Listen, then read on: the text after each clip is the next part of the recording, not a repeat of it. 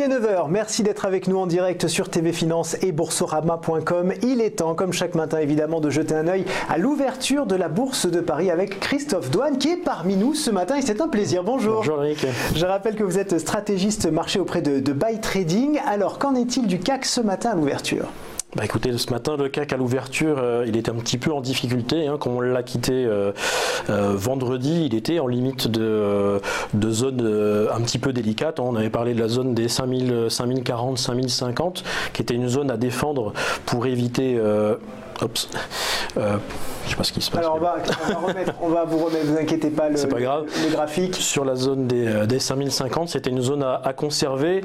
Force est de constater ce matin à l'ouverture, je crois qu'il me semble qu'on est à 5020, quelque chose comme ça, parce que j'ai plus l'écran devant moi maintenant.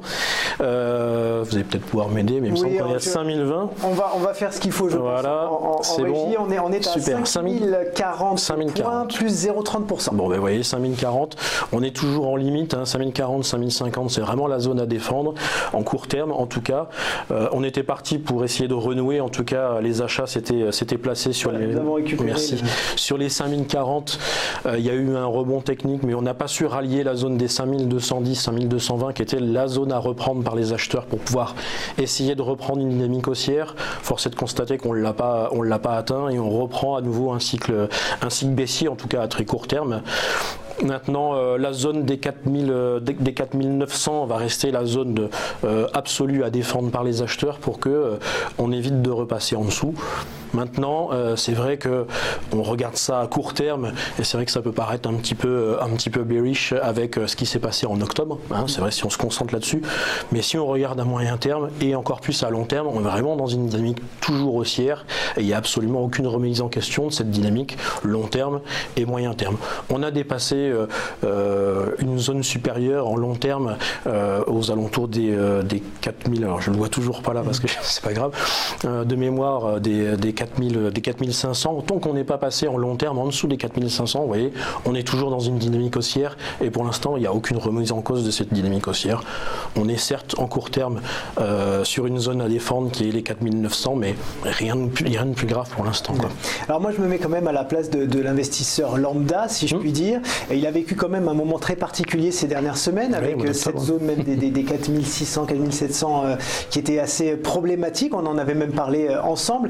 Alors maintenant ça remonte, mais ça remonte difficilement. Enfin on voit que c'est pas encore très solide. Comment je fais moi si je n'y connais pas grand chose, en tout cas que je me lance pour être pertinent sur un marché comme ça?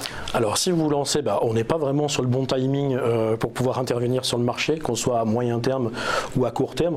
À court terme, il pourrait éventuellement y avoir la zone des 4900 qui pourrait être à acheter, mais ça va vraiment dépendre de l'horizon de temps. Je dis toujours, quand on souhaite investir sur les marchés, la première des questions qui se pose, c'est pour combien de temps? Puisque en fonction de cette notion de temps et de cette notion d'investissement, c'est ça qui va guider le timing, le moment où on va rentrer et le moment où on va sortir. Et alors là, on est plutôt sur quoi alors?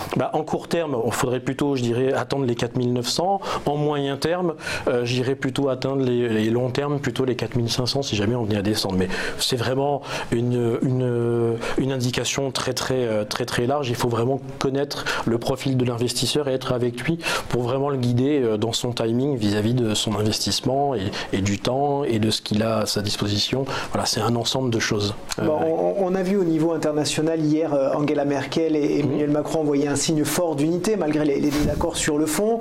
Il y a Donald Trump qui tweete toujours contre la France, qui a tweeté contre la France avec cette histoire d'armée. Est-ce que la situation géopolitique actuelle est propice à une stabilisation, à un rebond? Non, je crois pas. Je crois qu'on est toujours dans cette dynamique. Tout ça, pour moi, ça reste des bruits de court terme. Cette situation exogène, on la connaît maintenant depuis début octobre. On voit ce que ça a donné. Les marchés n'aiment absolument pas l'incertitude. Et ça, c'est l'élément le plus important qui reste à faire attention. Le VIX descend toujours pas.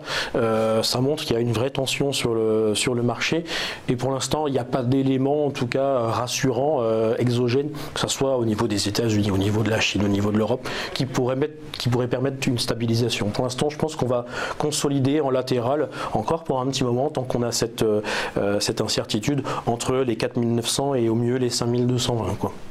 Eh bien, merci beaucoup Christophe Douane d'être venu nous en parler sur le plateau. Je rappelle que vous êtes stratégiste marché auprès de Buy Trading. Une pause, on se retrouve dans un instant.